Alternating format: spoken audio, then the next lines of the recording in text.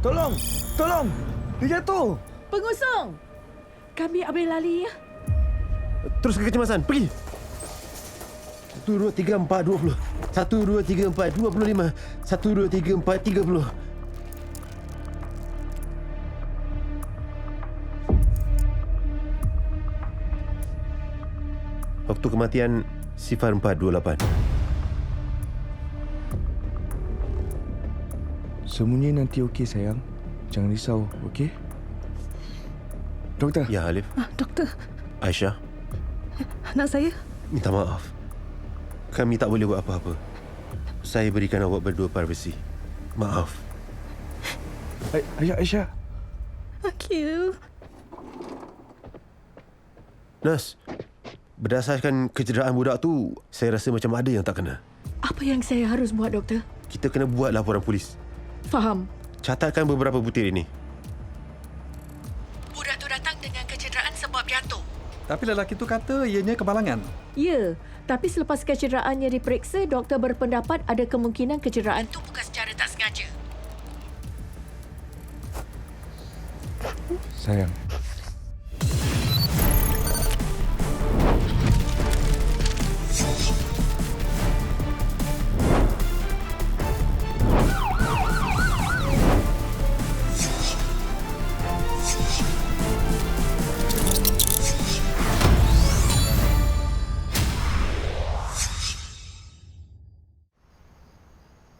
Tuan, saya dah interview Alif.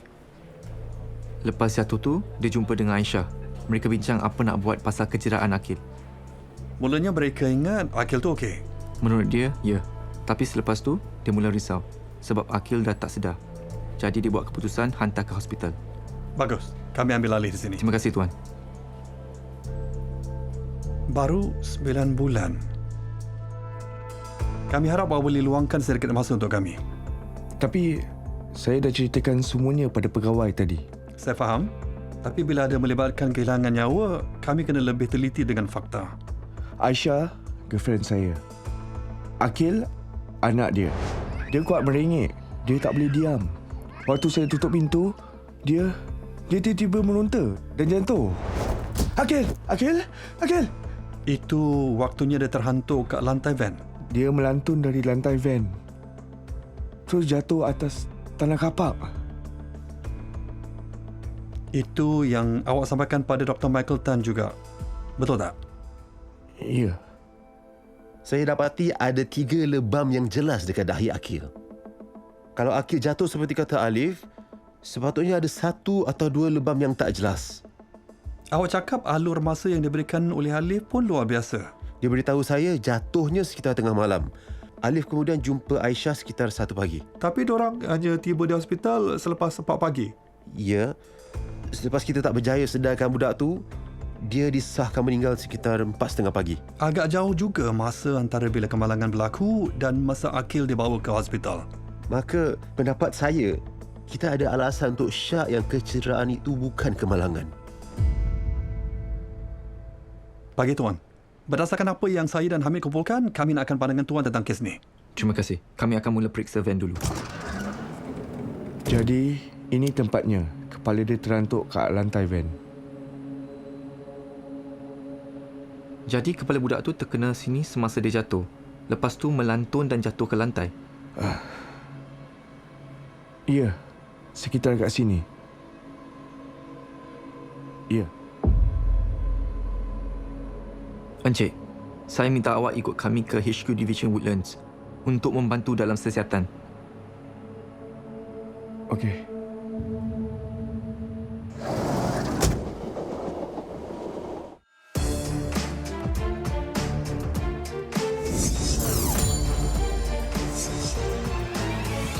Tuan, terima kasih dapat hadir dengan cepat.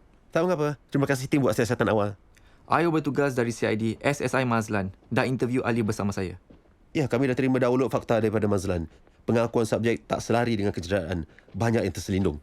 Ada juga jarak masa yang ketara antara kemalangan dan Alif membawa Akil ke hospital. Bahagian itu pun perlu penjelasan. Saya setuju. Kami akan selidik semua ini. Sebelum tu, saya nak berbual dengan ibu budak tu. Kami faham ini masa yang sukar bagi awak, Cik Aisyah. Kami turut bersedih atas kehilangan awak. Tapi sebarang maklumat yang awak ada boleh membantu. Semuanya normal malam semalam. Kami sedang makan malam dekat mall. Waktu makan, Akil terlanggar minuman Alif. Akil! Tengok apa kau buat ni. Alah, dia tak sengaja pun. Dia nak kena disiplin. Kenapa you tak marah dia? Sebab Akil tak sengaja, kan? Akil, mari pergi toilet. Bersihkan sikit. Mari. Saya tak tahu kenapa, tapi dia marah betul pasal tu. Macam mana Alif boleh bawa Akil balik malam tu? Sayang. You kerja besok pagi kan? Ya. I boleh bawa Akil balik malam ni. You pasti? Ya, pasti. Lagipun, lebih dekat untuk you pergi kerja dari rumah abang you kan? Itu kali pertama dia tawarkan. Saya pun suka yang dia tawarkan buat macam tu untuk Akil. Sebab Akil tu anak saya dengan bekas suami. Waktu tu, saya tak tahu yang itulah kali terakhir saya nampak anak saya gembira. Saya sedang tunggu kat kapak sebab tak boleh balik dulu. Ada saudara datang rumah saya. Jadi, saya nak tunggu sampai diorang balik dulu. Baru saya bawa Akil balik. Jadi waktu awak tunggu, itu masa awak angkat dia dan dia jatuh. Mungkin awak boleh ceritakan sekali lagi dengan lebih terperinci. Apa yang berlaku sebelum dia jatuh? Akil! Akil! Apa kau nak ni? Aku dah suruh kau senyap kan? Aku cakap senyap! Dia asyik menangis saja. Saya pun betul-betul geram. Diam! Aku cakap diam kan? Saya tak berniat nak cederakan dia. Apa yang awak buat? Saya cuma nak dia berhenti. Alif, apa yang awak buat? Saya tolak kepala dia ke lantai van itu.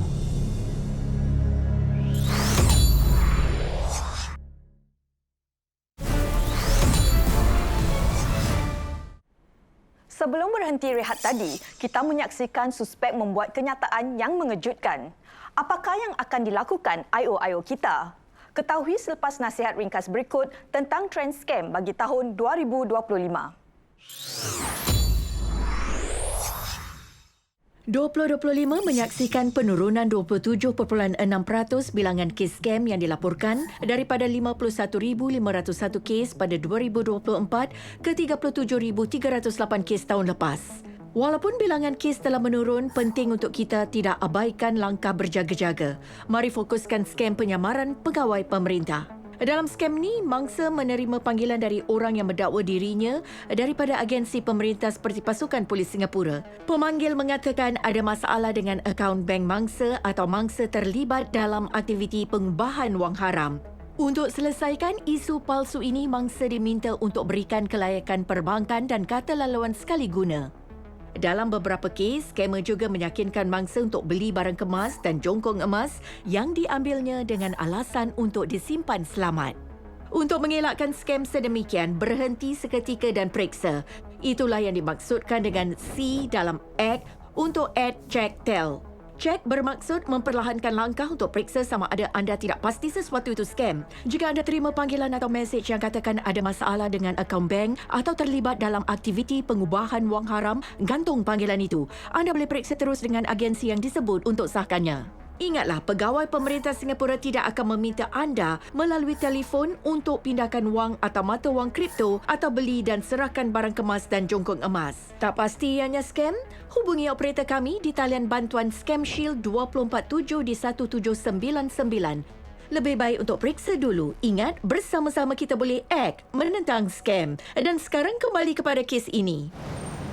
Berdasarkan fakta kes, kami menahan Alif kerana dengan sengaja menyebabkan kecederaan parah. Kita lihat apa kata pakar patologi selepas bedah siasat.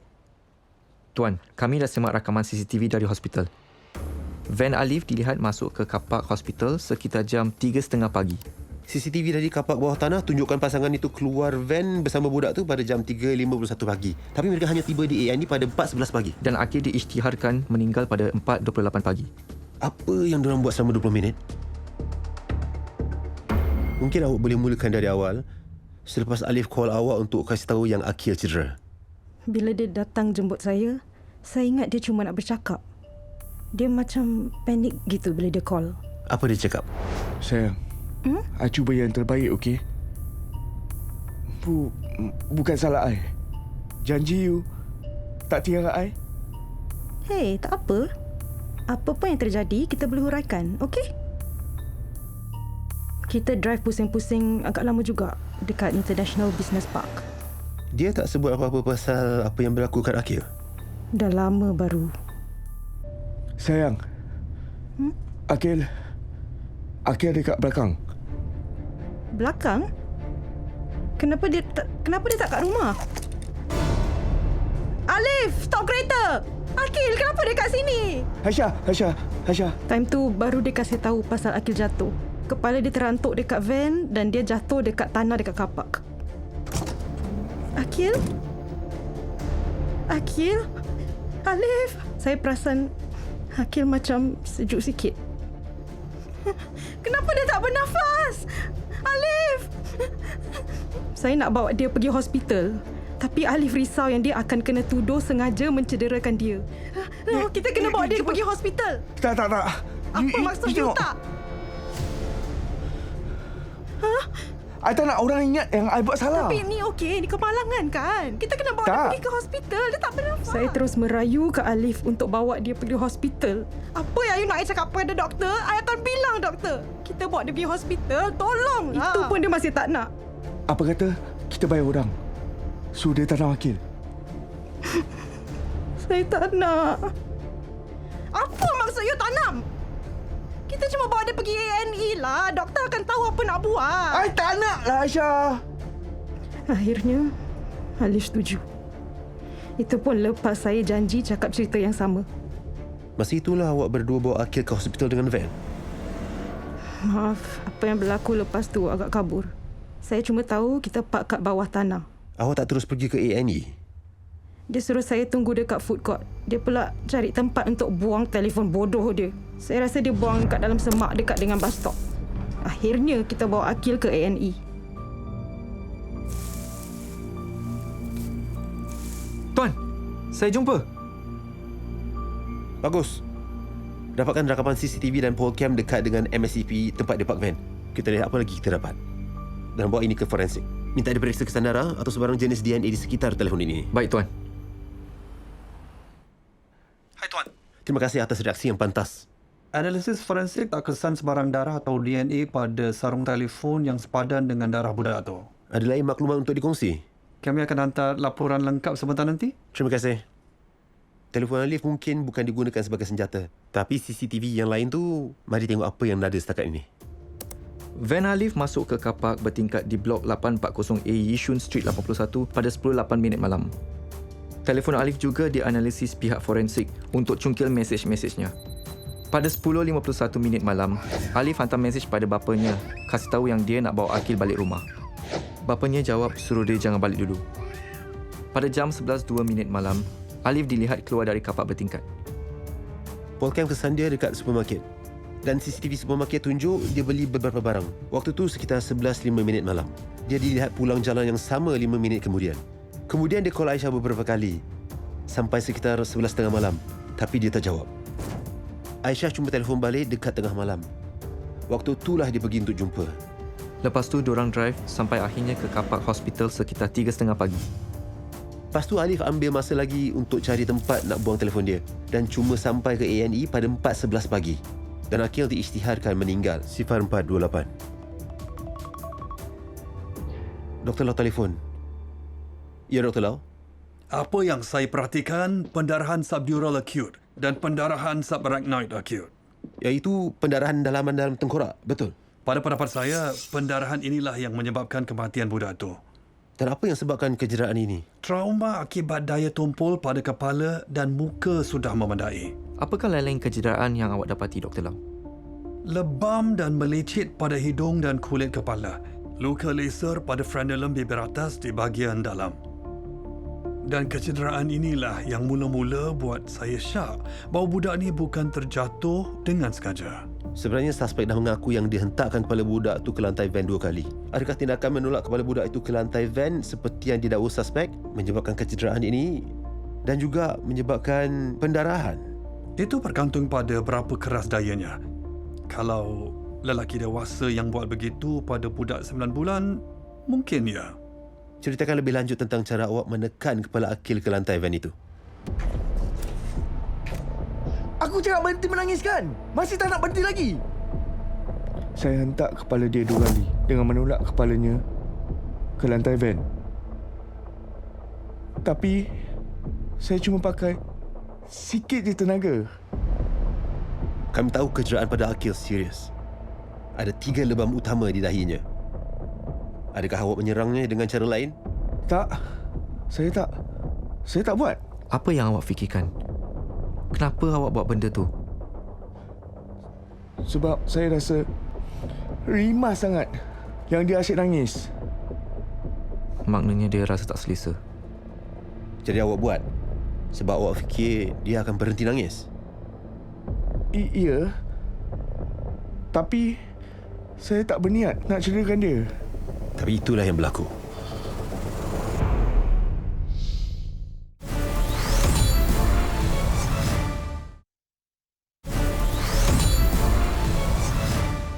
Suspek dah mengaku yang dihentakkan kepala budak itu ke lantai van 2 kali. Dengan keras. Pada pendapat awak, cukup untuk sebabkan lebam pada kepala dan muka budak itu? Ya, kalau trauma daya tumpul dikenakan pada kepala sebegini, ia akan menyebabkan lebam dalaman pada kulit kepala dan otot temporalis kiri, seperti saya perhatikan. Daya ni kalau berlaku pada tengkorak boleh cederakan otak. Pendarahan dan pembekakan otak akan menyebabkan tekanan terkumpul di rongga intercranial.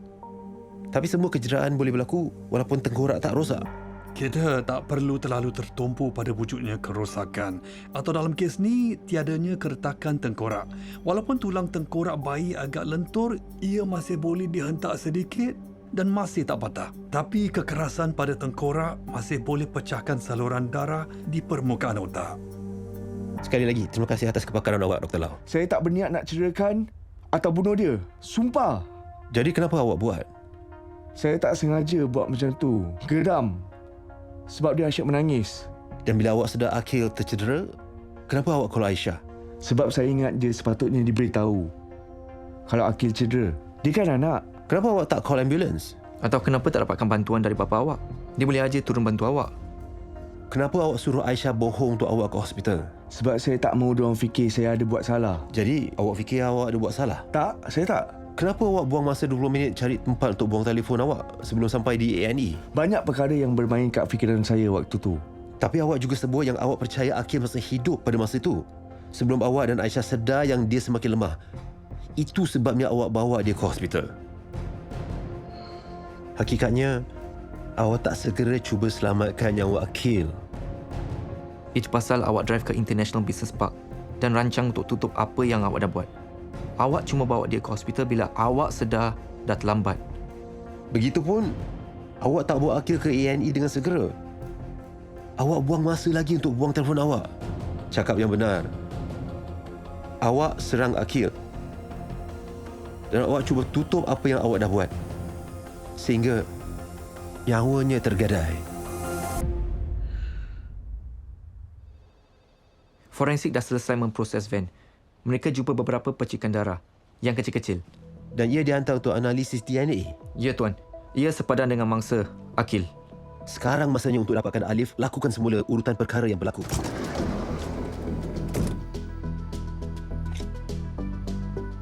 Tunjukkan cara awak berdiri waktu awak buat benda tu. Dalam van, sini. Boleh awak tunjukkan kepada kami cara awak hentak kepala Akil di lantai van waktu kali pertama tu? Macam ni. Dan lagi, untuk kali kedua.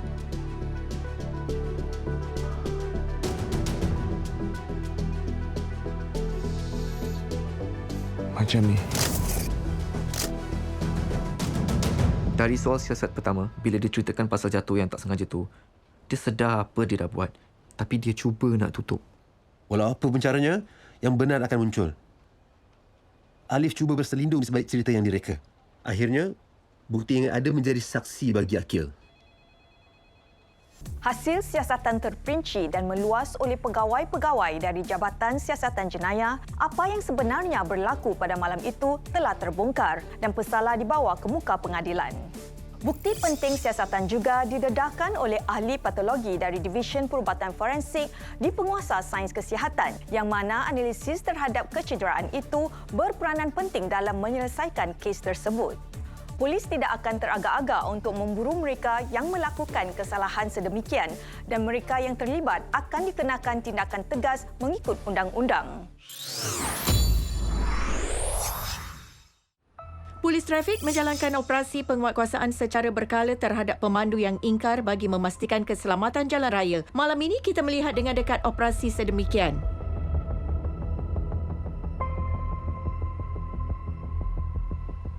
Sekarang 3 pagi, di belakang saya, pegawai polis trafik melakukan operasi penguatkuasaan terhadap pemandu yang ingkar. Pegawai dilihat menjalankan pemeriksaan ke atas pemandu, penumpang dan kenderaan. Memandu ketika mabuk berbahaya dan egois. Walaupun amaran banyak dan penguatkuasaan ketat, sesetengahnya masih memandu ketika mabuk. Risikonya pada pengguna jalan raya dan diri mereka. Polis trafik menjalankan operasi penguatkuasaan secara berkala terhadap pemandu yang mabuk. Pesalah akan menerima hukuman yang berat. Jika mabuk, jangan memandu. Awal tahun ini, polis trafik menjalankan operasi penguatkuasaan yang disasarkan ke atas lori-lori yang sepatutnya dipasang pengehat laju menjelang 1 Januari 2026. Semasa operasi, beberapa lori didapati masih tak pasang pengehat laju dan tindakan akan diambil terhadap pemiliknya. Polis trafik dah hantar beberapa peringatan kepada pemilik lori untuk pasang pengehat laju mengikut tarikh akhirnya. Operasi penguatkuasaan dijalankan untuk kesan lori-lori ini. Kami tak teragak-agak untuk ambil tindakan terhadap pemilik lori yang gagal memasang pengehat laju mengikut tarikh akhir wajibnya. Gagal memasang pengehat kelajuan adalah satu kesalahan dan boleh dihukum denda, penjara sehingga 3 bulan. Menjelang fasa seterusnya, lori yang didaftarkan sebelum 2018 dengan berat muatan maksimum antara 3,501 dan 5,000 kilogram mesti pasang pengehat kelajuan menjelang 1 Julai 2026.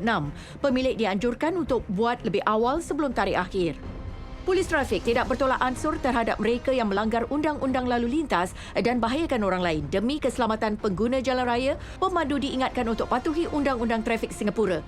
Sekarang anda dah tahu, ayo bersama-sama kita bantu menjaga setiap hari. Kita telah tiba ke penghujung satu lagi episod Jejak Jenayah. Saya DSP Nur Aslinda Aziz. Sehingga di lain ketika, mainkanlah peranan anda dalam mencegah, mengekang dan mengesan jenayah.